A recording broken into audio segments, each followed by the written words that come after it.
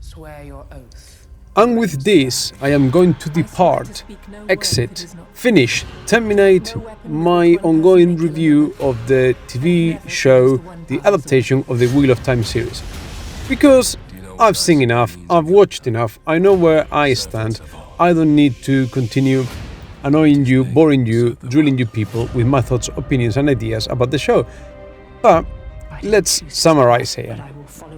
I think we can firmly say that the adaptation of the Wheel of Time books into the TV show presents a vast departure from the source material. That is quite objectively a fact.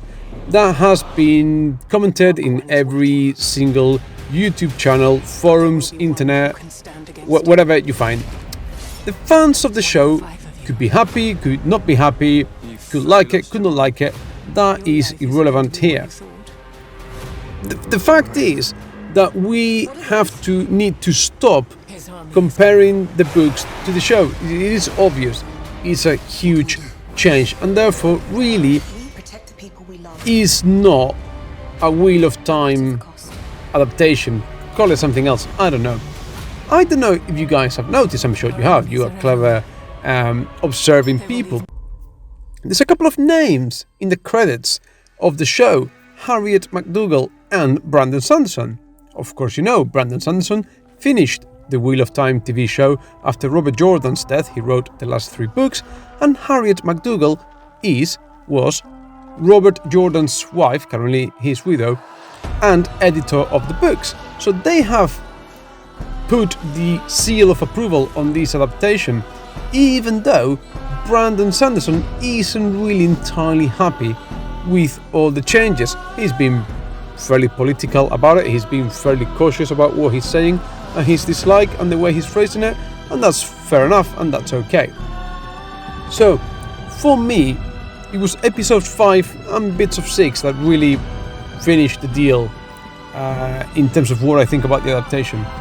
None of the characters are the characters that we know from the books. We're done. Eamon Valda, the head of the Children of the Light, that whatever, he's not a sadistic killer of Aes Sedai in the books. He's not. And many scenes, that scenes of Lan crying and Nynaeve crying. Nynaeve hasn't shed a tear in 10 books, 11 books that I've read so far. She's a stone-hearted, cold-gazing woman that knows what she wants and how to get it, yada. What is she doing, crying, shedding tears in the TV show? His sort of character is unrealistic. Same goes for Lan.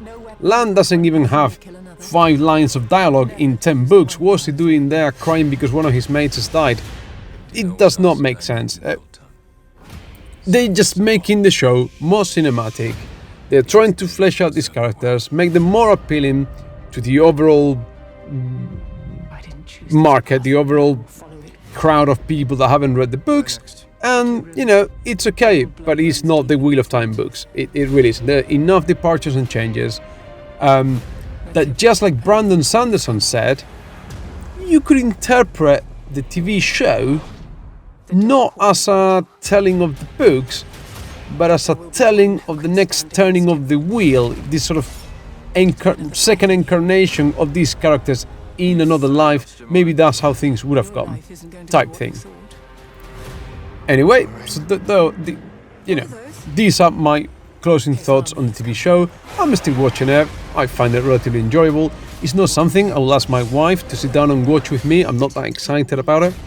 I know I've got some friends who have never read the books and are sort of okay enjoying the show. It is watchable. So, yeah, there you go.